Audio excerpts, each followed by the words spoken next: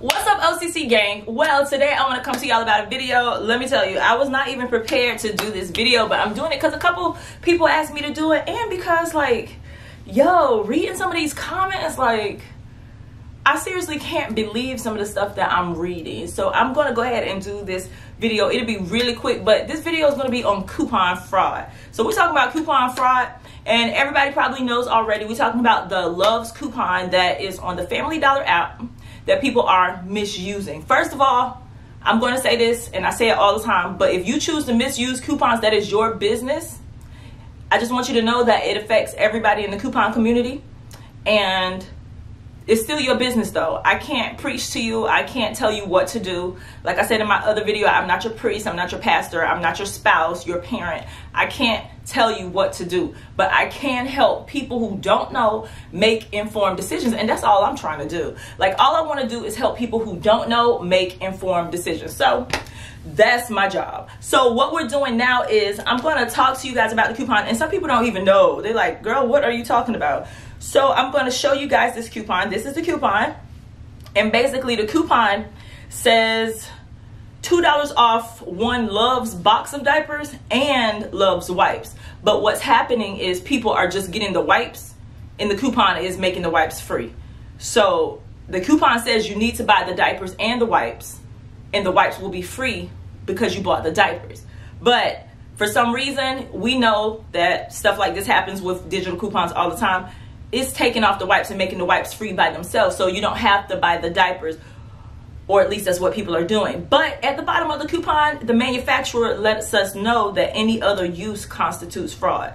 So Procter & Gamble, the manufacturer, is letting us know that if you use this coupon inappropriately, in their eyes, it is considered fraud.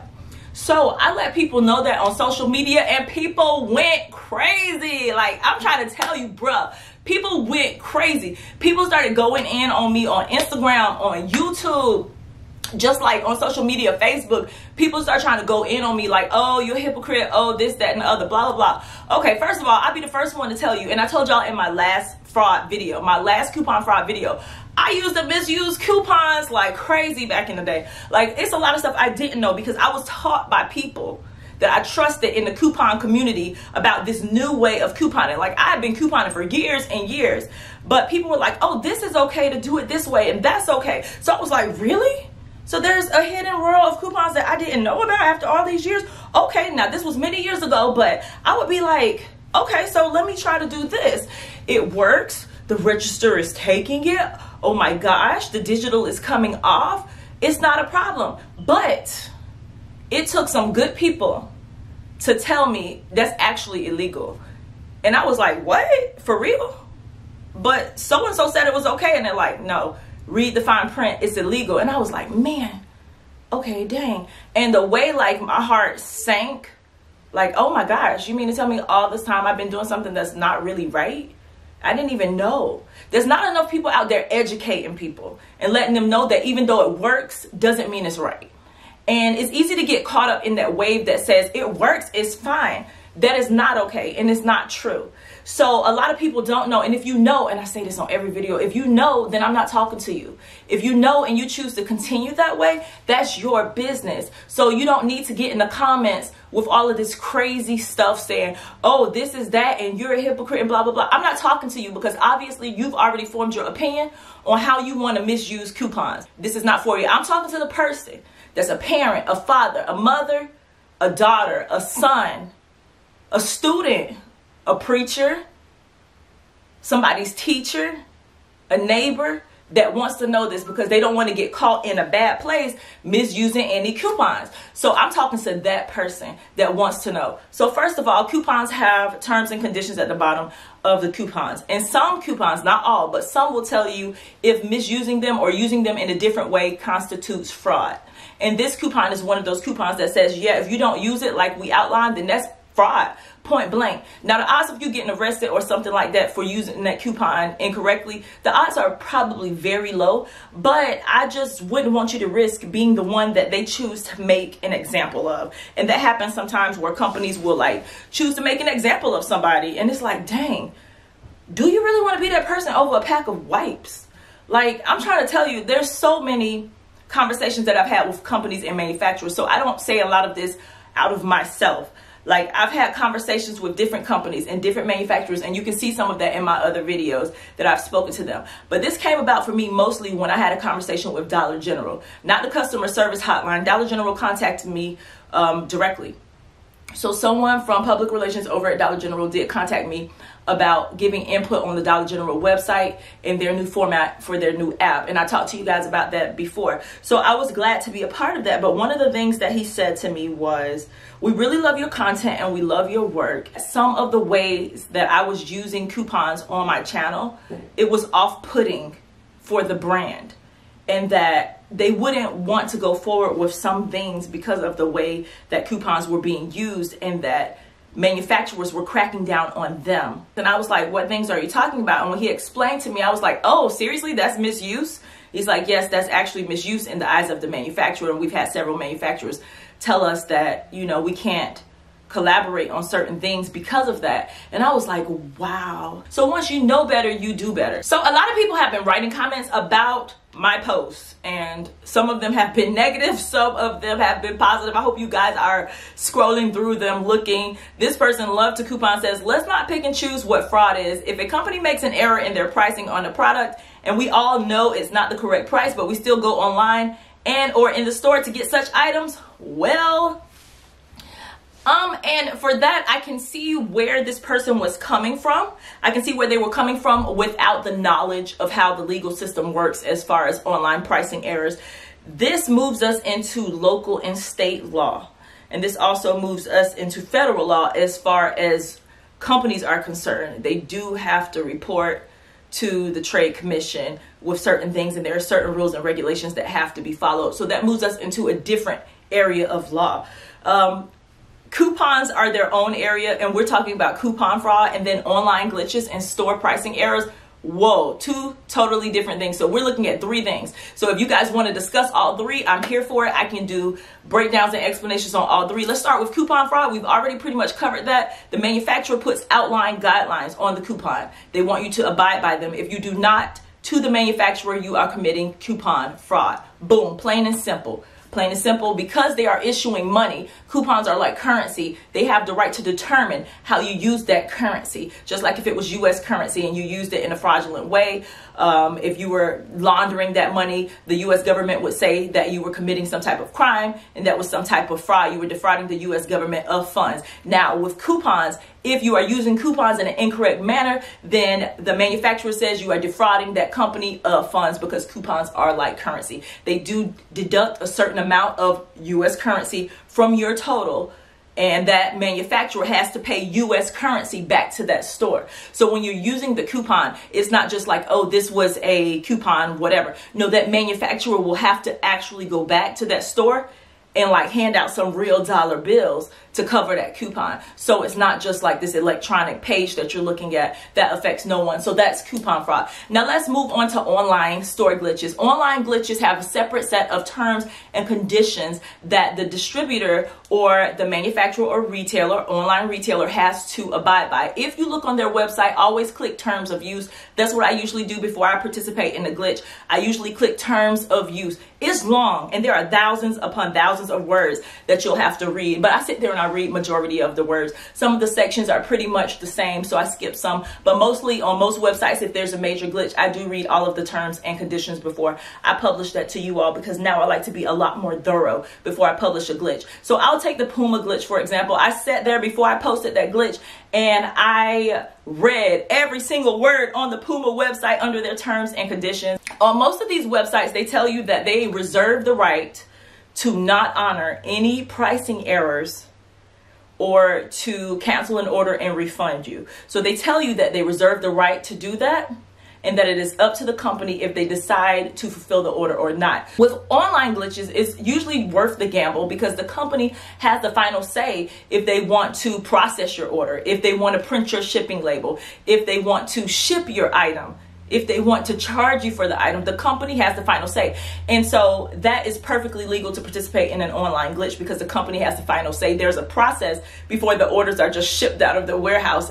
Accounting has to be made aware. So the accounting department is aware of these glitches once they start rolling in, and they have to take it to a higher authority. And that higher authority says either, whoa, no, cancel all of those orders, or that higher authority says, we, like all U.S. companies are required to, we have insurance, we can cover this error on our part because we don't want to upset the consumer, and they will cover the error. So it's perfectly legal. We're not talking about morality here. We're talking about the law, and that's what changes it. So I like to change and keep separate morality and the law because everyone has a different set of morals. You may be a Christian, a Muslim, a Buddhist, who knows? You might be agnostic. Who knows? But everyone's morals are going to be different at some point in some dynamic. Because with any religion, even being a Christian, you might be Protestant, Catholic, Pentecostal, Apostolic, Baptist. Every religion has different sects. Everyone is going to have different opinions. Okay, so you have morality over here, which differs, multifaceted. And then you have over here the law, which is not gray, it's black and white. And the law says one thing, and that's what we must abide by. And so the law is pretty clear on online glitches. You can do them, and the company has the right to refuse and deny your order. And that's pretty simple. Now, let's move into store glitches, and this falls into local and state law. When we talk about in-store glitches, somebody brought up the Werther's glitch that I did, where you get as many Werthers as you want and you use 2 coupons. Okay, so I was using 2 coupons. Those coupons said you could use up to, I don't even know if there was a limit on them. I only used 2, and the register just took off all of the price of the Werthers except for like 1 or 2. I can't remember exactly how that glitch goes, but you can scroll back for the video if you want to see it. That was not coupon fraud. The coupon was used as it was intended. The error was on the store's part. The items were ringing up incorrectly. So that is what you call like a pricing error or a store system error, because wherever they are in their corporate office, their diagnostics, however they do this, something is going wrong in their system, and that is a system glitch. Every year at Dollar General around Christmas, wrapping paper, they advertise this 3-pack of wrapping paper for $5, and a lot of you know about this deal. They advertise the wrapping paper for $5 for a 3-pack. Every single year, this wrapping paper rings up $1 for a 3-pack. I run to get this deal every year. Why? Because it's a pricing error from their system. So that's something that they need to go into their system and recalibrate some type of way and fix that error. But it happens every year, so I'm pretty sure they're well aware of it. But regardless of my opinion, and regardless of if they're well aware of it or not, let's get into local and state law. Most states mandate that if an item rings up for a certain price at the register, that the store cannot charge the consumer more. And this is why you see a lot of policies in stores, like for penny shopping, for instance. They can't refuse you the sale if you purchase the penny item. This isn't always because they want to. A lot of times state law mandates this. If a consumer comes into the store and they pick up a drink and they want to buy it, and you're telling them that they can buy this drink, and you scan it and it rings up a penny, you can't say, oh, I'm not selling you this. There is no way.